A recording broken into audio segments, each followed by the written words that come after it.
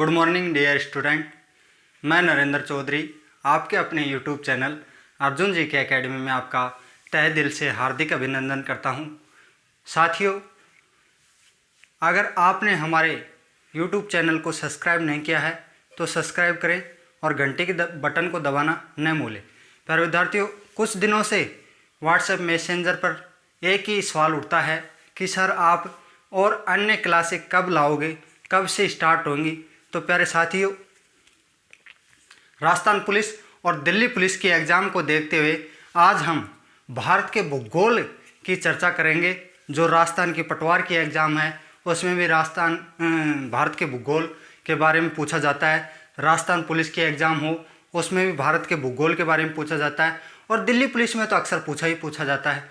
तो आइए आज हम एक अच्छी शुरुआत कर रहे हैं और भारत के सामान्य परिचय के बारे में, जैसा कि आपने थंबनेल देख लिया होगा। तो साथियों, आइए जोश और जुनून के साथ ये क्लास स्टार्ट करते हैं। तो आइए सबसे पहले बात करेंगे हम भारत के सामान्य परिचय। भारत का सामान्य परिचय।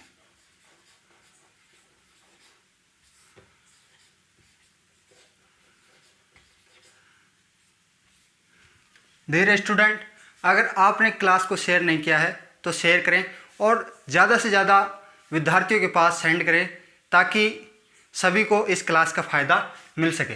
तो प्यारे विद्यार्थियों, सबसे पहले आपको ये पता होना चाहिए कि भारत किस द्वीप पर स्थित है। भारत किस द्वीप में स्थित है। तो प्यारे विद्यार्थियों, सबसे पहले आता है भारत। ये पिछली जो 2018 की एग्ज़ाम थी रेलवे ग्रुप डी की और जो लोको पायलट की एग्ज़ाम थी उसमें पूछा गया था कि भारत किस द्वीप पर स्थित है। तो भारत की बात करें तो भारत किस द्वीप पर स्थित है। तो प्यारे साथियों, भारत जम्बू द्वीप पर स्थित है। किस द्वीप पर स्थित है? जम्बू द्वीप पर स्थित है।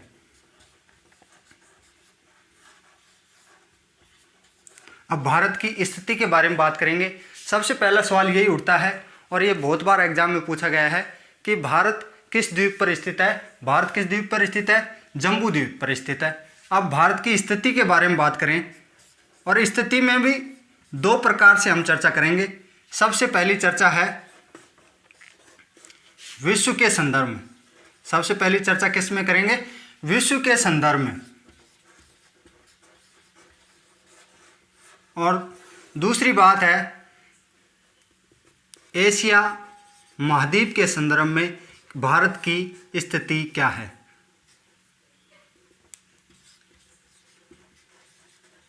तो साथियों, आपको बता देता हूं कि विश्व के संदर्भ में भारत की स्थिति क्या है। तो विश्व या ग्लोब पर भारत की स्थिति के बारे में बात करते हैं तो बात आती है, अगर अक्षांश से देखा जाए, अक्षांशीय दृष्टि से देखा जाए तो भारत किस गोलार्ध में है? उत्तरी गोलार्ध में। किस गोलार्ध दिखाई दे रहा है? भारत किस गोलार्ध में स्थित है? उत्तरी गोलार्ध में। और देशांतरीय दृष्टि से देखा जाए, देशांतरीय दृष्टि से देखा जाए तो भारत किस गोलार्ध में है? पूर्वी गोलार्ध में। किस गोलार्ध में है? पूर्वी गोलार्ध में। देखो इधर, ये हमारा क्या है? ग्लोब है। ये क्या है? ग्लोब है। और जो ये बीचों बीच पृथ्वी को दो भागों में बांटने वाली जो रेखा है उसे क्या कहते हैं बेटा? 0 डिग्री अक्षांश रेखा। 0 डिग्री अक्षांश रेखा। 0 डिग्री अक्षांश रेखा जो भारत को दो भागों में बांटती है, यानी पृथ्वी को दो भागों में बांटती है। और ये कौन सी है? देशांतरीय या 0 डिग्री देशांतर रेखा। 0 डिग्री देशांतर रेखा। अब इस 0 डिग्री अक्षांश रेखा का ऊपरी भाग होता है उत्तरी गोलार्ध। ऊपरी भाग क्या होता है बेटा? उत्तरी गोलार्ध। और नीचे का भाग क्या होता है? दक्षिणी गोलार्ध। ऊपर का भाग क्या होता है? उत्तरी गोलार्ध। और नीचे का भाग क्या होता है? दक्षिणी गोलार्ध। और 0 डिग्री देशांतर रेखा के दाएं साइड में होता है वो क्या होता है? पूर्वी गोलार्ध। और पश्चिम की बात करें तो ये होता है पश्चिमी गोलार्ध। और ये एक लाइन और खींची जाती है, उसे हम 23.5 डिग्री अक्षांश रेखा के नाम से जानते हैं। 23.5 डिग्री अक्षांश रेखा। अब साथियों, ये 23.5 डिग्री अक्षांश रेखा को हम अन्य किस नाम से जानते हैं? वो नाम है कर्क रेखा। कर्क रेखा दिखाई दे रहा है आपको। 23.5 डिग्री अक्षांश रेखा या कर्क रेखा जो भारत को मध्य से गुजरती है, जो भारत के मध्य से गुजरती है, यानी भारत को लगभग 2 भागों में बांटती है। तो ये आपका ये क्या हो गया? ये भारत हो गया। तो ये भारत को लगभग मध्य से गुजरती है और भारत को 2 भागों में बांटती है, जिसका नाम क्या है? 23.5 डिग्री अक्षांश रेखा या कर्क रेखा। अब आपको पता लग गया होगा कि सर 0 डिग्री अक्षांश के ऊपर है और 0 डिग्री देशांतर के दाएं साइड में है, यानी भारत की स्थिति ग्लोब पर देखी जाए तो भारत की अक्षांश स्थिति के बारे में बात करता हूं। तो प्यारे विद्यार्थियों, अक्षांश स्थिति में क्या दिखाई दे रहा है कि भारत किस गोलार्ध में स्थित है? उत्तरी गोलार्ध में। किस गोलार्ध में स्थित है? उत्तरी गोलार्ध। और देशांतरीय विस्तार की तरफ से देखता हूं, ये कौन सी रेखाएं हैं? देशांतर रेखाएं। ये कौन सी रेखाएं हैं? देशांतर रेखाएं। और इन रेखाओं में देखता हूं तो भारत की स्थिति क्या आती है? पूर्वी गोलार्ध। किस गोलार्ध में स्थित है? पूर्वी गोलार्ध में। अब आपको पता लग गया होगा और ये चीज़ें आपको कन्फर्म हो गई। क्लास को जल्दी से जल्दी शेयर करें, ज़्यादा से ज़्यादा, ताकि सभी विद्यार्थियों का इस क्लास को फायदा मिल सके। प्यारे साथियों, ये चीज़ें समझ में आ गई होंगी कि भारत की विश्व या मानचित्र में भारत की स्थिति के बारे में बात करते हैं तो भारत किस गोलार्ध में है? प्यारे साथियों, उत्तरी और पूर्वी गोलार्ध। बात समझ में आ गई। अब एशिया के संदर्भ में बात करते हैं। तो एशिया के संदर्भ में बात करते हैं तो प्यारे साथियों, भारत की स्थिति है एशिया के संदर्भ में भारत किस दिशा में स्थित है? दक्षिण दिशा में। किस दिशा में स्थित है? दक्षिण दिशा में। ये अक्सर एग्जाम में बहुत बार पूछा जाता है कि भारत एशिया के संदर्भ में किस दिशा में स्थित है? दक्षिण दिशा में। प्यारे साथियों, ये बात समझ में आ गई होगी। अब आगे बात करते हैं कि भारत के नामांकन के बारे में चर्चा करते हैं। तो ये भारत को अनेक नामों से जाना जाता है, जिसके बारे में आज हम इस क्लास में चर्चा कर रहे हैं। तो भारत के नामांकन के बारे में चर्चा करते हैं। भारत का नामांकन।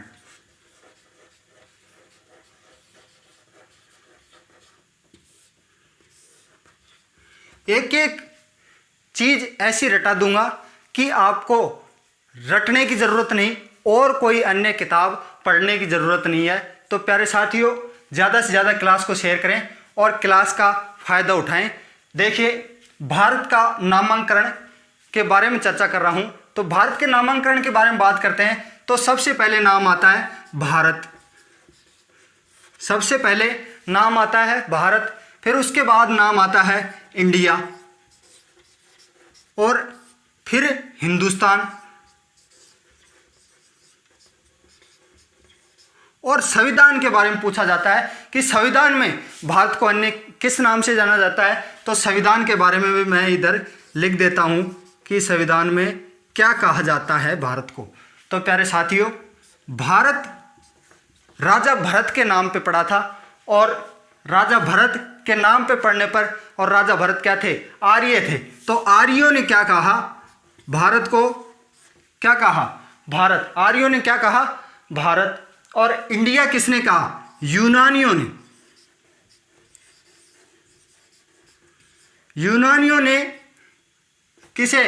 भारत को क्या कहा? इंडिया कहा। और हिंदुस्तान किसने कहा? हिंदुस्तान किसने कहा? तो हिंदुस्तान के बात में करते हैं, हिंदुस्तान के बारे में बात करते हैं। तो प्यारे साथियों, हिंदुस्तान किसने कहा? ईरानियों ने कहा। किसने कहा? ईरानियों ने। भारत को हिंदुस्तान नाम किसने दिया? प्यारे साथियों, भारत को हिंदुस्तान नाम किसने दिया? ईरानियों ने दिया। और संविधान की बात करें तो संविधान में क्या लिखा है भारत के बारे में? India that is Bharat. India that is Bharat. ये बात समझ में आ गई। भारत को भारत किसने कहा? आर्यों ने। अब आर्यों के बारे में आपसे पूछा जाता है कि भारत पर आक्रमण करने वाली सबसे पहली विदेशी जनजाति कौन सी थी?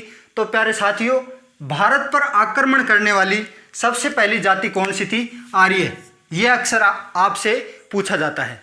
तो आइए बात करते हैं कि आर्यों के बारे में थोड़ी चर्चा कर लेते हैं कि भारत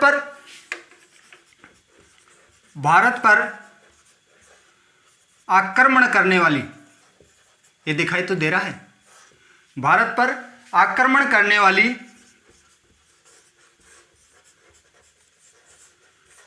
पहली विदेशी जाति कौन सी थी? तो साथियों, मैंने अभी बताया कि भारत पर आक्रमण करने वाली पहली विदेशी जाति कौन सी थी? आर्य। कौन थे? आर्य थे। अब आर्य के बारे में आगे चर्चा करता हूं। तो आर्य कहाँ के रहने वाले थे? तो साथियों, आर्य कहाँ के रहने वाले थे? मध्य एशिया के। कहाँ के रहने वाले थे? मध्य एशिया। और इन्होंने भारत में अपना निवास स्थान कहाँ बनाया? तो भारत की बात करें तो इन्होंने उत्तर पश्चिमी भारत में अपना निवास स्थान बनाया। कहाँ बनाया? उत्तर पश्चिमी भारत में।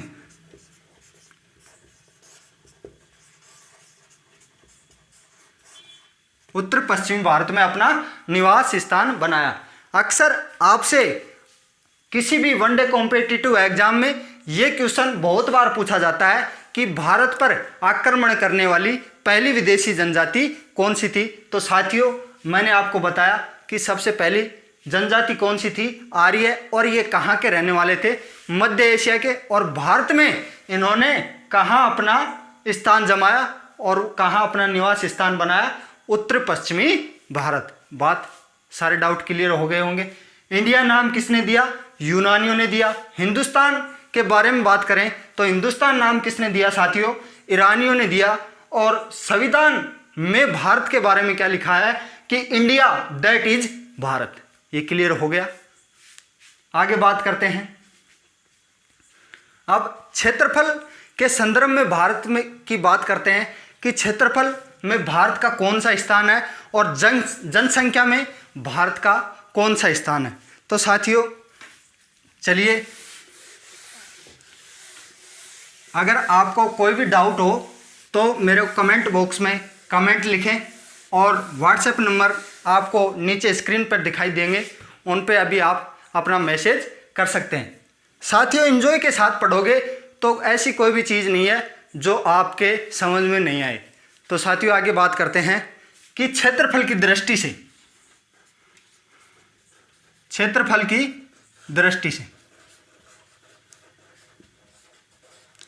भारत की स्थिति।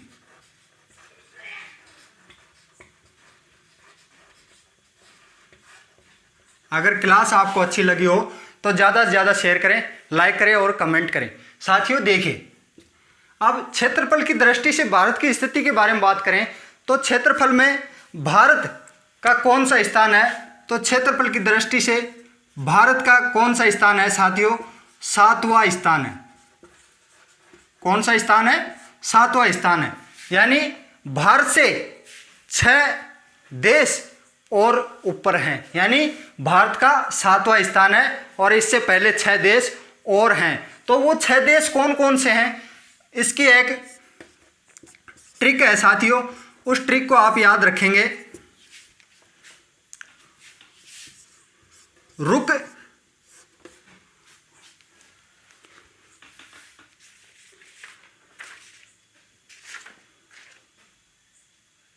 रुक क्यूबा। क्या है साथियों? रुक क्यूबा। बात समझ गई? रुक क्यूबा, ये बात समझ में आ गई होगी। अब इसका ट्रांसलेट करता हूं तो रूस से क्या हो गया साथियों? रूस। क्या हो गया? रूस। और कैसे? कनाडा। एक एक चीज आपके क्लियर कर दूंगा, आपको रटने की जरूरत नहीं पड़ेगी। जो पढ़ाया है वो क्लास में ही आपके याद हो जाएगा। तो साथियों देखिए आगे, इधर क्या है? सी से चीन। सी से क्या हो गया? चीन। यू से यूएसए, बी से ब्राजील और ए से अमेरिका। बात समझ में आ गई। एक छोटा सा ये ट्रिक है जो आपको याद रखनी है कि भारत से 6 राज्य जो क्षेत्रफल की दृष्टि से आगे हैं, जो जिनका क्षेत्रफल भारत से ज़्यादा है, वो कौन कौन से राज्य हैं साथियों? रुक क्यूबा, रू से रूस, कै से कनाडा, सी से चीन, यू से यूएसए, बी से ब्राज़ील और ए से अमेरिका।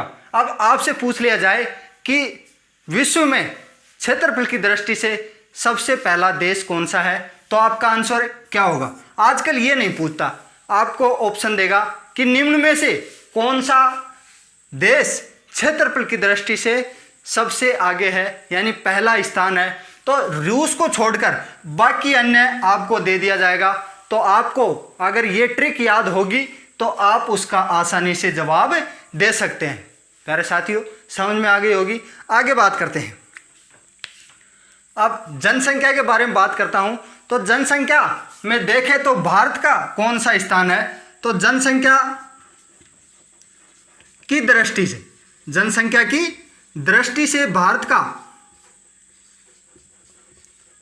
स्थान कौन सा है? दूसरा स्थान है। कौन सा स्थान है? दूसरा स्थान है। जनसंख्या की दृष्टि से विश्व में भारत का कौन सा स्थान है साथियों? दूसरा स्थान है। और पहले स्थान की बात करता हूं तो पहले स्थान पे कौन है? चीन है। पहले स्थान पे कौन है? चीन है। और अब इनकी बात करें क्षेत्रफल की दृष्टि से, विश्व के क्षेत्रफल का भारत कितने प्रतिशत है? तो विश्व में क्षेत्रफल की दृष्टि से देखें तो भारत, जो विश्व की पूरी जनसंख्या है उसका क्षेत्रफल देखें तो भारत का क्षेत्रफल कितना है साथियों? 2.41 है। कितना है? 2.41 है। यानी विश्व के क्षेत्रफल का भारत में कितना क्षेत्रफल स्थित है? 2.41। आगे जनसंख्या के बारे में बात करें तो जनसंख्या में विश्व की बात करें तो विश्व की कुल जनसंख्या का भारत में कितना भूभाग निवास करता है? तो साथियों 17.5% भूभाग, 17.5% भूभाग भारत में निवास करता है। Doubt clear? अगर कोई चीज़ समझ में नहीं आ रही है तो आप अपना कमेंट बॉक्स में ज़रूर करें। और अगर आपको क्लास अच्छी लगी हो तो हमारे चैनल को सब्सक्राइब करें, लाइक करें, शेयर करें और कमेंट करें। साथियों आगे देखते हैं आगे का क्या माजरा है। कोई भी मेरे साथी के किसी भी प्रकार का डाउट हो तो मेरे को ज़रूर कमेंट बॉक्स में कमेंट करें। आइए बात करते हैं कि भारत में वर्तमान में कितने राज्य और कितने केंद्र शासित प्रदेश हैं। ये बात आपसे अक्सर एग्जाम में पूछी जाती है और आर्मी में तो बहुत बार पूछा जाता है कि भारत में वर्तमान में कितने राज्य हैं। तो प्यारे साथियों, धारा 370 हटने के बाद भारत में कुल कितने राज्य हो गए? तो वर्तमान में भारत में कुल राज्य कितने हैं साथियों? 28। कितने राज्य हैं? 28 राज्य।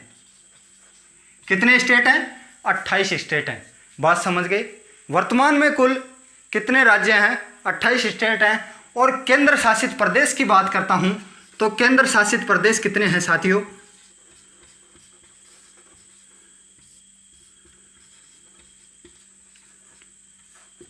9 केंद्र शासित प्रदेश हैं, 9 यूटी हैं। ठीक है, समझ गए? वर्तमान की बात करें, क्योंकि धारा 370 हटने के बाद जम्मू कश्मीर जो राज्य था उसको केंद्र शासित प्रदेश में बदल दिया गया। अब धारा 370 की बात आ गई तो धारा 370 के बारे में भी थोड़ा चर्चा कर लेते हैं, क्योंकि अक्सर एग्जाम में पूछा जाता है कि धारा 370 से पहले भारत में क्या माजरा था और धारा 370 हटने के बाद भारत में क्या चेंज हो गया। तो साथियों, भारत का जो पहले ये नक्शा था,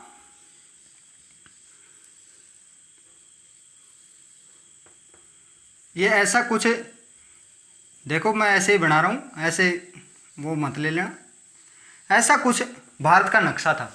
तो साथियों इसमें जो ये भाग था वो क्या कहलाता था, पीओके। क्या कहलाता था, पीओके। और जो ये भाग था, ये वाला भाग, ये क्या कहलाता था साथियों, सीओके। ये क्या कहलाता था, सीओके। यानी पीओके और सीओके। और ये था अपना क्या, जम्मू कश्मीर। क्या था ये, जम्मू कश्मीर। इसे किस नाम से जाना गया, J&K। ये पहले की बात है। कब की बात है, जब धारा 370 भारत में लगी हुई थी। तो ये कौन सा क्षेत्र था, पीओके, जिसे पाक अधिकृत क्षेत्र कहा जाता था। तो प्यारे साथियों ये 15 अगस्त 1947 में जब भारत का बंटवारा हुआ तो इस पर किसने कब्जा किया, पाकिस्तानियों ने। कब, 1947 में। ये कब की बात है, 1947 की बात है। पीछे दिखाई दे रहा है प्यारे साथियों। ये पीओके वाला दर्जा है जो कब दिया गया, 1947 में जब भारत और पाकिस्तान अलग हुए। तो ये भाग है जो किसने लिया, पाकिस्तान ने। इसीलिए इसे क्या कहते हैं, पीओके, पाक अधिकृत क्षेत्र। और ये सीओके क्या होता है सर, इसके बारे में चर्चा करें तो सीओके होता है बेटा चीन अधिकृत क्षेत्र। चीन अधिकृत क्षेत्र। जब 1962 में भारत और चीन का युद्ध हुआ उस समय ये जगह किसने छीन ली थी, चीन ने। कब छीनी, 1962 ईस्वी में। बात समझ में आ गई। और ये क्या था अपना, जम्मू कश्मीर, J&K यानी जम्मू और कश्मीर। अब ये तो पहले की बात थी। कब की, जब धारा 370 लगी हुई थी। जब धारा 370 भारत में धारा 370 लगी हुई थी, ये जब का माजरा है। जिस टाइम भारत में कुल कितने राज्य थे, 29 राज्य और 7 केंद्र शासित प्रदेश थे। अब ये माजरा कुछ चेंज हो गया। धारा 370 हटने के बाद ये माजरा कुछ इस प्रकार चेंज हो गया।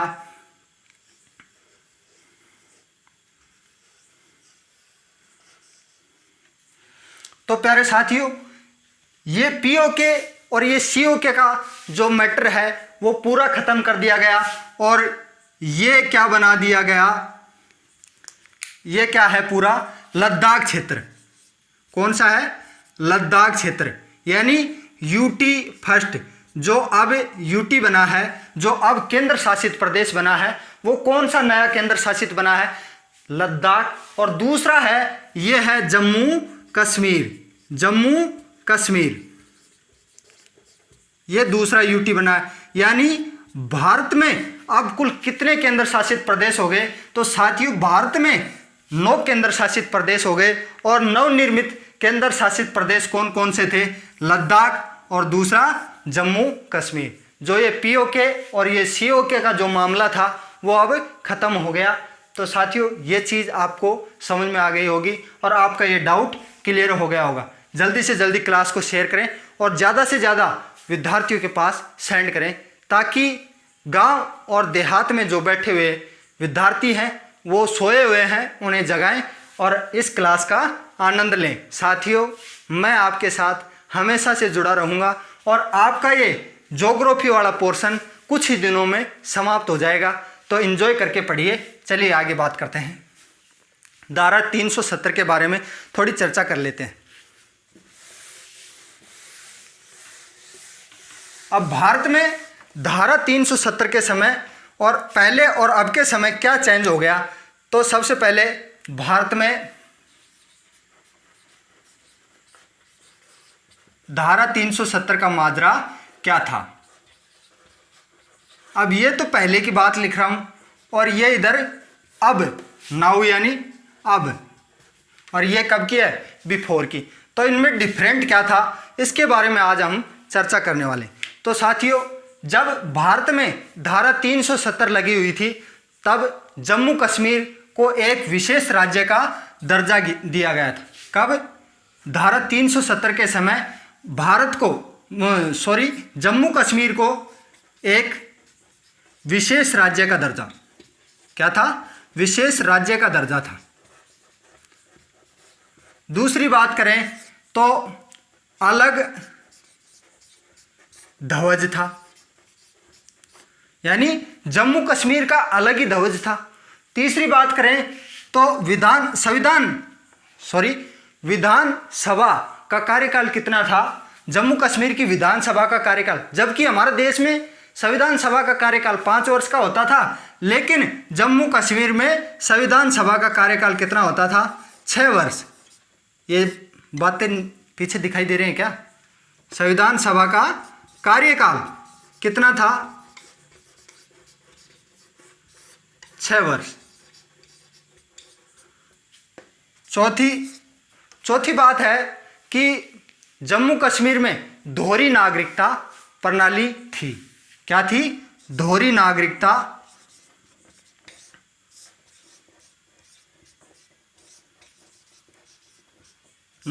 प्रणाली। पीछे दिखाई नहीं दे रहा हो और आपको भी नहीं दिखाई दे रहा हो तो मेरे को बताएं, ताकि ऊपर लिख देंगे, कोई बात नहीं। अगली बात थी कि वहाँ की जो संपत्ति थी उसको हम खरीद नहीं सकते थे। वहाँ की संपत्ति को नहीं खरीदा जा सकता था।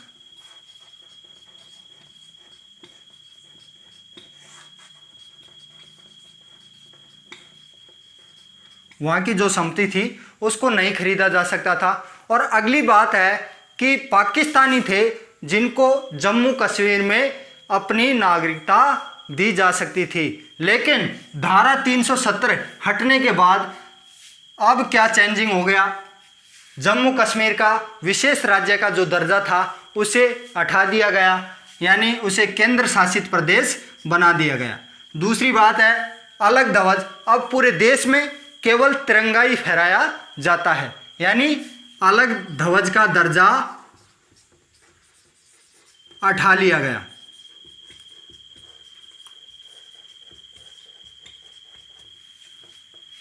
तीसरा है संविधान सभा का कार्यकाल। तो प्यारे साथियों, संविधान सभा का कार्यकाल पहले कितना था, 6 वर्ष का था, लेकिन अब कितना हो गया, केवल 5 वर्ष का। यानी जब पूरे देश में 5 वर्ष का है तो वहां से अलग संविधान सभा का कार्यकाल क्यों आएगा? तो धारा 370 में जो त्रुटियां थी उसको धारा 370 को हटाने के बाद ये सारी त्रुटियां क्या हो गई, हटा ली गई, यानी इनको समाप्त कर दिया गया। संविधान सभा का कार्यकाल कितना हो गया, अब 5 वर्ष का हो गया। दोहरी नागरिकता प्रणाली थी, अब क्या होगी, इकहरी नागरिकता प्रणाली होगी। क्या हो गई, इसको भी समाप्त कर दिया गया।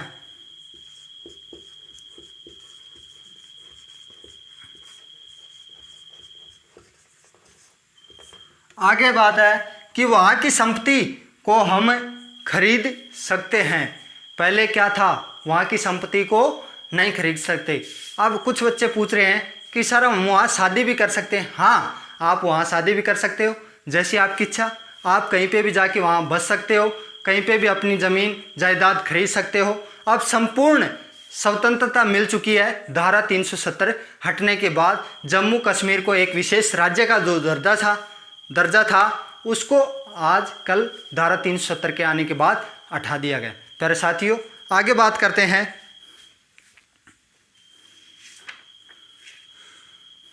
अब इनके मैं कुछ MCQs लिखा देता हूं ताकि आपको जब आपसे एग्जाम में पूछा जाए तो आप घबराएं नहीं और आसानी से उनके आंसर दे सकें। साथियों देखिए, क्लास को शेयर करो भाई, ज़्यादा से ज़्यादा शेयर करो। और कल से ये ऑनलाइन क्लास आपकी 6 बजे से लाइव क्लास होगी। तो साथियों ज़्यादा से ज़्यादा विद्यार्थियों को शेयर करें और क्लास का आनंद लें। देखिए MCQs क्या क्या बनेंगे इसमें। चलो MCQs क्या क्या है इसमें। तो सबसे पहले आपसे पूछा जाएगा कि वर्तमान में भारत में कुल राज्य, तो अभी तो मैंने बताया कितने राज्य हैं साथियों, 28 राज्य। और यूटी की बात करें तो यूटी कितने हैं, 9। यूटी का मतलब केंद्र शासित प्रदेश कितने हैं? 9। आगे बात करते हैं तो भारत की आकृति कैसी है, ये मैंने आपको प्रश्न नहीं लिखाया था। तो प्यारे साथियों, इसमें एमसीक्यूज का मतलब है कि जो रह गया उसको हम यहाँ चर्चा में ले लेंगे कि भारत की आकृति के बारे में बात करें। ये अक्सर बहुत बार पूछा जाता है कि भारत की आकृति कैसी है। आकृति के बाद विषम कोणीय, कैसी आकृति है? विषम कोणीय या समचतुष्फलकीय।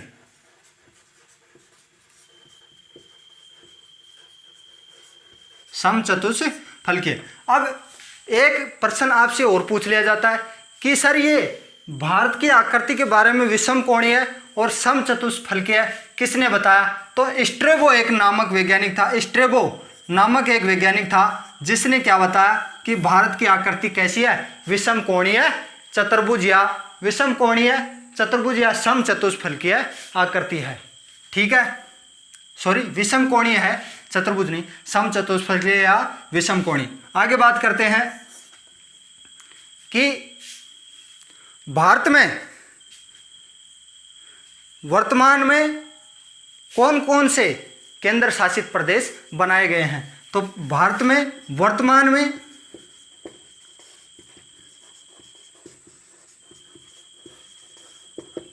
कौन कौन से केंद्र शासित प्रदेश बने हैं? तो साथियों, कौन कौन से हैं?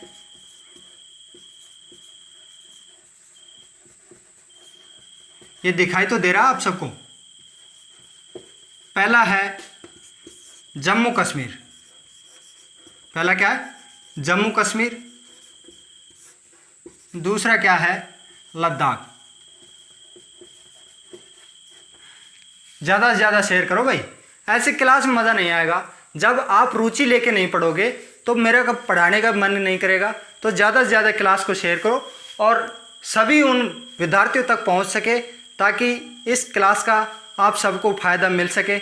और ऐसा कोई भी क्वेश्चन नहीं है जो मैं आपको एग्ज़ाम की दृष्टि से छोड़ूंगा नहीं, सब क्लास में रटा दूंगा, ऐसी कोई बात नहीं है।